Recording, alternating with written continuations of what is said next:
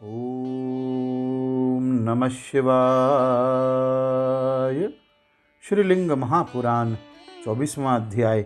शिवजी के अवतार। सूत बोले, रुद्र द्वारा इस प्रकार कहने पर प्रजापति ब्रह्मा ने देवेश रुद्र को प्रणाम करके उनसे कहा, हे भगवन देव देवेश, हे विश्वरूप, हे महेश्वर, हे उमापति, हे सबके द्वारा अभिवंदित तुमको नमस्कार।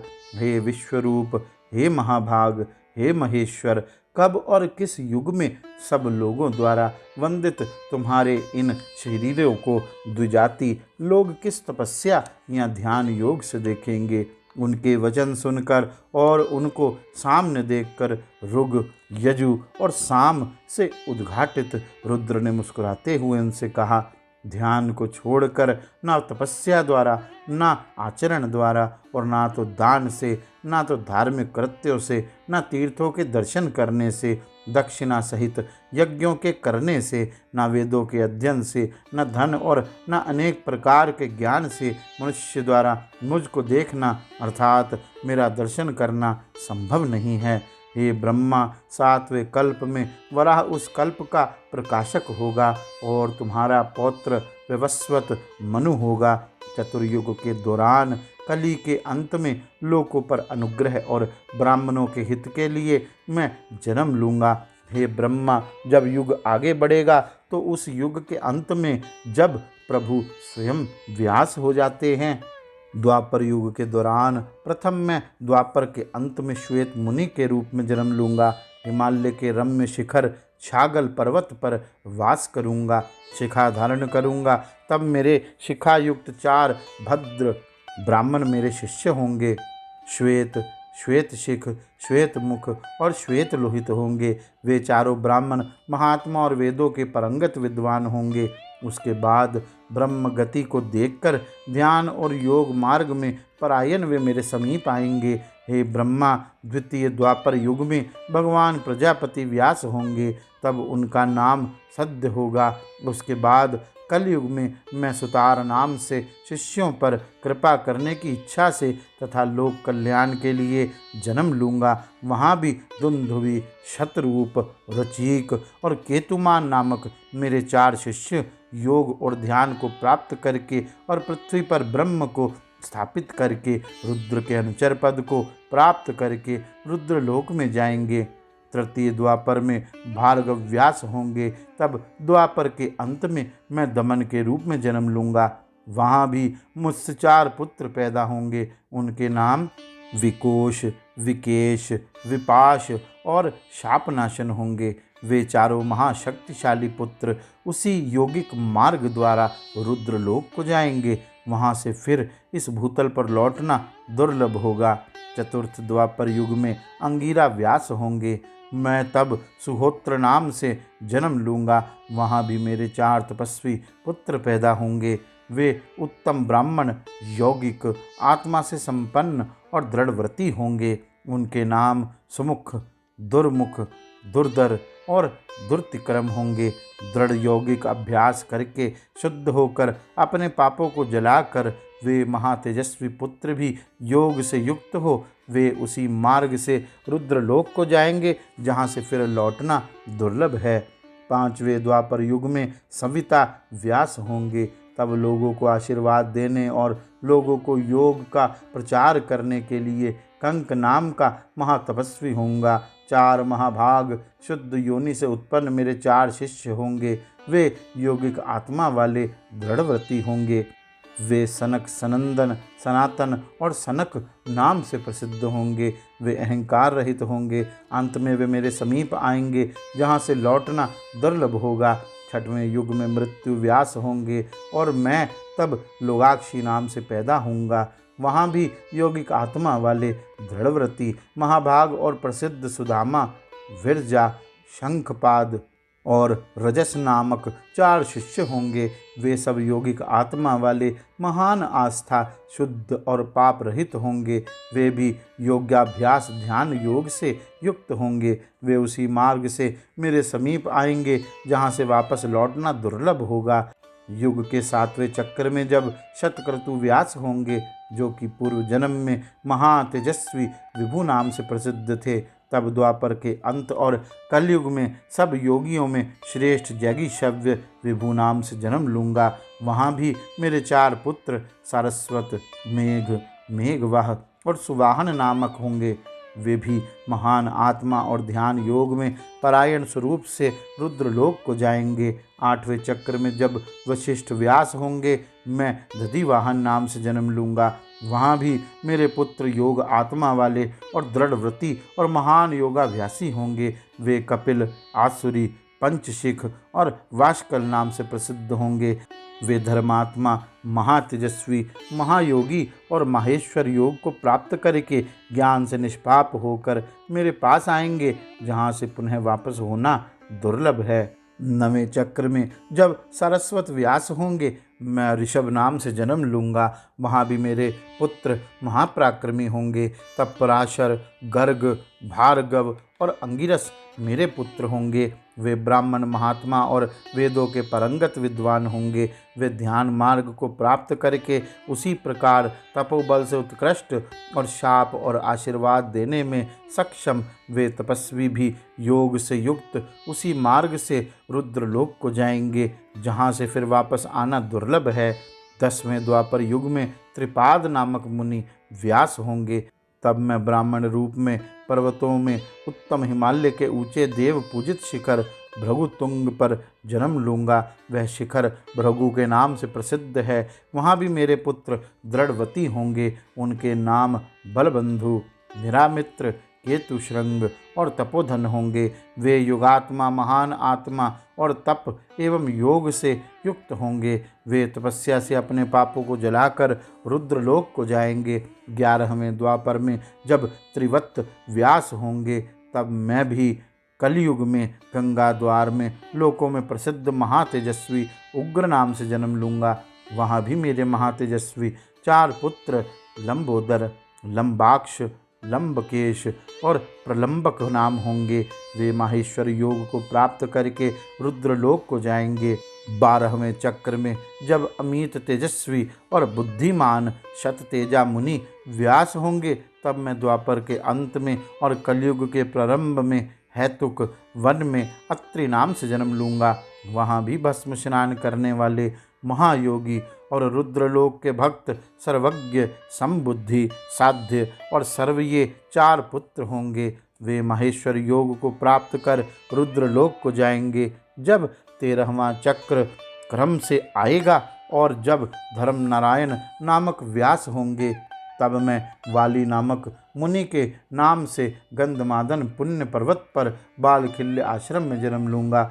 वहाँ भी मेरा सुधामा, काश्यप, वशिष्ठ और विरज नामक 4 पुत्र होंगे। वे महायोग बल से युक्त शुद्ध ब्रह्मचारी होंगे।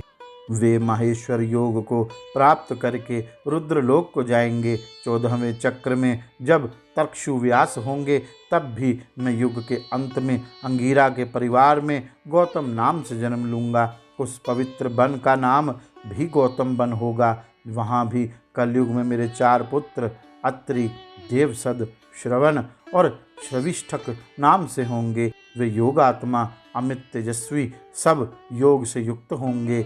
माहेश्वर योग को प्राप्त कर वे सब रुद्रलोक को जाएंगे। उसके बाद 15वें चक्र में क्रम से आने पर जब त्रयारुणी व्यास होंगे, तब मैं वेदशिरा नामक ब्राह्मण के नाम से जन्म लूँगा। जब मेरे पास वेदशीर नामक एक शक्तिशाली अस्त्र होगा, हिमालय के ढाल अर्थात ढलान के पीछे सरस्वती नदी के तट पर एक पर्वत वेद शीर्ष होगा। वहाँ भी मेरे तपस्वी 4 पुत्र होंगे। उनके नाम कुनी, कुनिबाहु, कुश शरीर और कुनेत्रक होंगे। वे सभी योगात्मा, महात्मा और ब्रह्मचारी होंगे। माहेश्वर योग प्राप्त करके वे रुद्रलोक को जाएंगे। 4 युगों के 16वें चक्र में जब देव व्यास होंगे, तब मैं गोकर्ण नाम से अस्त्रों और आत्मा को वश करने वालों को योग प्रदान करने के लिए जन्म लूँगा।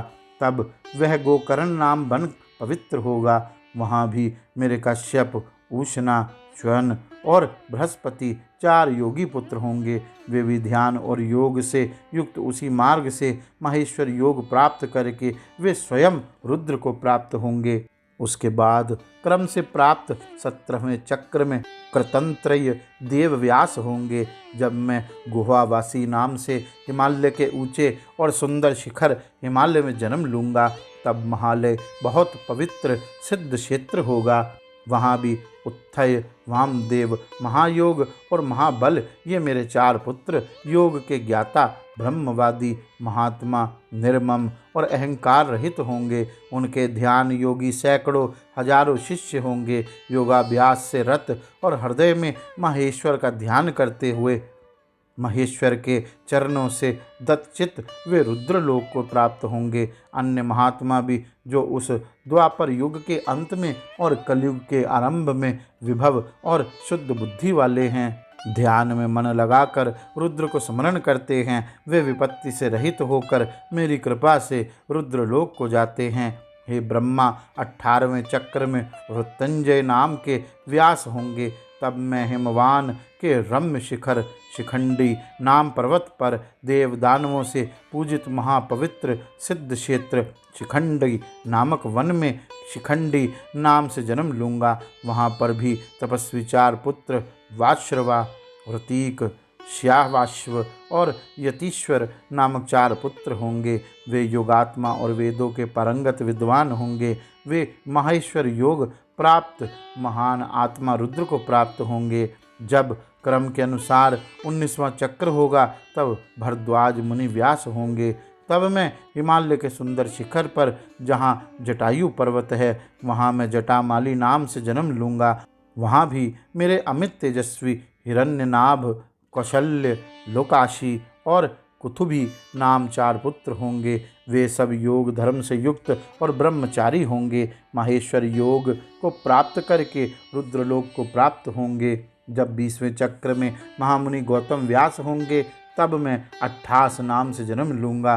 तब मनुष्य 28 प्रिय होंगे। वही हिमालय पर्वत पर देव, दानव, यक्षेंद्र, सिद्ध और चारणों से सेवित 28 नामक महान पर्वत है। वहाँ भी मेरे 4 अमित तेजस्वी पुत्र सुमंत, बर्बरी, विद्वान, कबंध और कुशिकंध्र नाम से होंगे।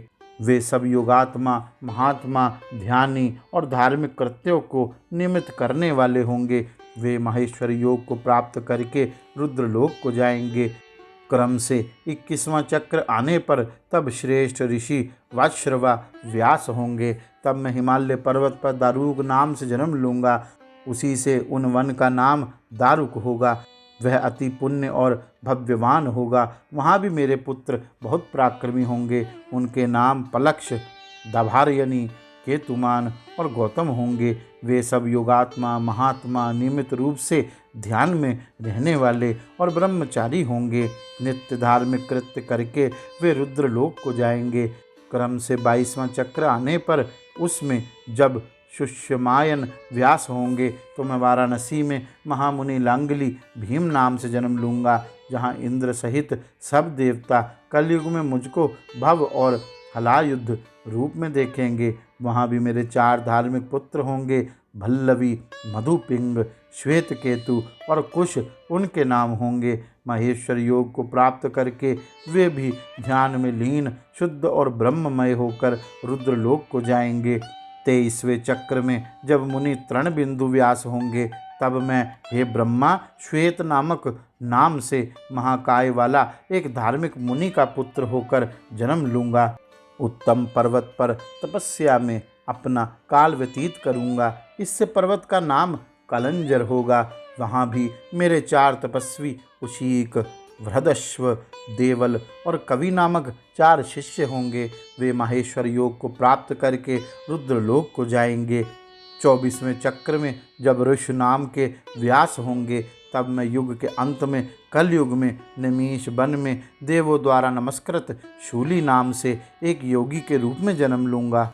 वहाँ भी तपस्वी 4 शिष्य होंगे। वे शालिहोत्र, अग्निवेश, युवनाश्व और शरद्वसु नाम से होंगे। वे तपस्वी योग को प्राप्त करके उसी मार्ग से रुद्र लोक को जाएंगे। जब चतुर्युग में 25वें चक्र आएंगे तो उसमें वशिष्ठ के पुत्र शक्ति व्यास होंगे। उस समय में मैं हाथ में दंड लिए हुए मुंडीश्वर नाम से जन्म लूँगा। वहाँ भी मेरे तपस्वी 4 पुत्र छगल, कुंडकर्ण, कुंभाड और प्रवाहक नाम के होंगे। वे माहेश्वर योग को प्राप्त करके अमृतत्व प्राप्त करेंगे। 26वें चक्र में जब पराशर व्यास होंगे तब मैं द्वापर में और कलयुग के प्रारंभ में सहिष्णु नाम से जन्म लूँगा। मैं भद्रवटपुर नगर में जाऊँगा। वहाँ भी मेरे धार्मिक 4 पुत्र उलूक, विद्युत, शंभुक और आश्वलायन नाम के होंगे। वे माहेश्वर योग प्राप्त करके रुद्रलोक को जाएंगे। फिर क्रम से आए 27वें चक्र में तपस्वी जातुकर्ण जब व्यास होंगे तब मैं श्रेष्ठ ब्राह्मण सोम शर्मा नाम से जन्म लूँगा। मैं प्रभास तीर्थ में जाऊँगा। वहाँ पर योग में प्रसिद्ध योगात्मा रूप को जान जाऊँगा। तपस्वी 4 शिष्य अक्षपाद, कुमार, उलूक और वत्स नाम के होंगे। वे योगात्मा, महात्मा, विमल और शुद्ध बुद्धि वाले होंगे। वे माहेश्वर योग को प्राप्त करके रुद्रलोक को जाएंगे। क्रम से आगे 28वें चक्र में पराशर के श्रीमान पुत्र द्वैपायन व्यास होंगे। तब मैं वहाँ त्रिलोक पिता स्वयं विष्णु होऊंगा। तब मैं अपने 6ठे अंश से पुरुषों में उत्तम कृष्ण वर्ण वाले यदुवंशियों में श्रेष्ठ वसुदेव के पुत्र के रूप में श्री कृष्ण विष्णु के अवतार होंगे।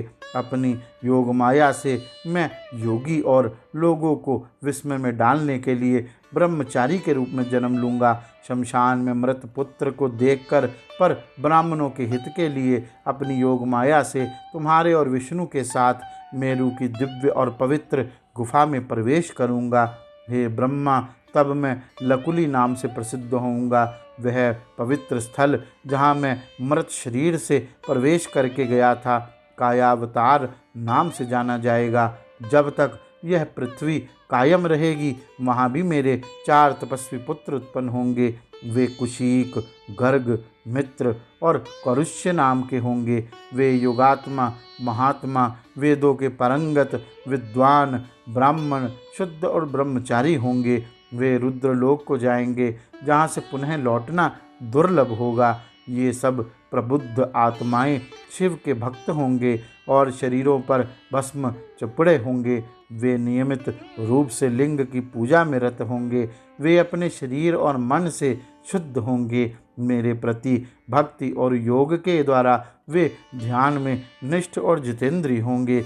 महान पाशुपत योग सांसारिक बंधन काट देगा और ज्ञान मार्ग को प्रकाशित करेगा। यह वास्तविक ज्ञान की सिद्धि के लिए भी है। योग के और ज्ञान के अनेक मार्ग हैं, किंतु पंचाक्षर मंत्र नमः शिवाय के बिना कोई निवृत्ति नहीं प्राप्त कर सकता। जब कोई द्वंद्वों अर्थात सुख दुख आदि से मुक्त होने के लिए तपस्या करता है तो उसको मुक्त मानना चाहिए। वह मुक्त आत्मा हो जाएगा। जैसे कि कोई पका हुआ फल पा जाए।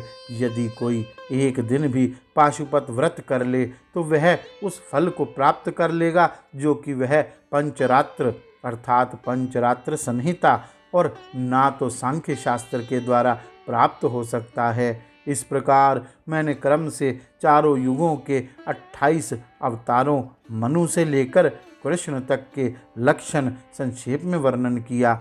धर्म के मर्म को खोलने वाले वेदों का वर्गीकरण उस कल्प में होगा जिसमें कृष्ण द्वैपायन व्यास होंगे। सूत जी बोले, महादेव द्वारा कहे गए रुद्र के 28 अवतारों को सुनकर महातेजस्वी ब्रह्मा ने शिव जी को प्रणाम करके उनकी प्रिय वचनों से स्तुति की। उसके बाद उन्होंने शिव जी से कहा। ब्रह्मा बोले, सब देवता और सब गण विष्णुमय हैं। विष्णु के समान और कोई दूसरी गति नहीं है, ऐसा वेद भी नित्य यही गाते हैं। तो यह कैसे हुआ कि देवों के देव विष्णु तुम्हारे लिंग की पूजा में रत हुए और तुम्हारे भक्त हुए? सूत जी बोले, परमेश्वर ब्रह्मा की बात सुनकर उनके गौरवपूर्ण अर्थात गंभीर प्रश्न से प्रसन्न होकर अपने नेत्रों द्वारा उनको पीते हुए से इनकी ओर देखकर तब उन्होंने लिंग की पूजा के प्रकरण अर्थात विधि को कहा। लिंग की सदा विधि पूर्वक पूजा करके आप ब्रह्मा, विष्णु, साक्षात सुरेश्वर इंद्र और मुनिगण अपने पद को प्राप्त किए हैं। इसलिए वे सब लिंग की पूजा करते हैं। लिंग की पूजा के बिना निष्ठा नहीं है, इसलिए विष्णु श्रद्धा पूर्वक नित्य लिंग की पूजा करते हैं।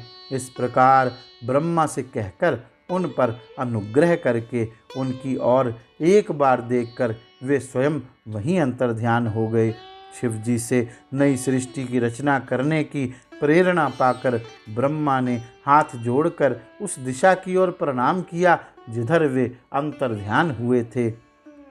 गौरी शंकर भगवान की जय। ओम नमः शिवाय।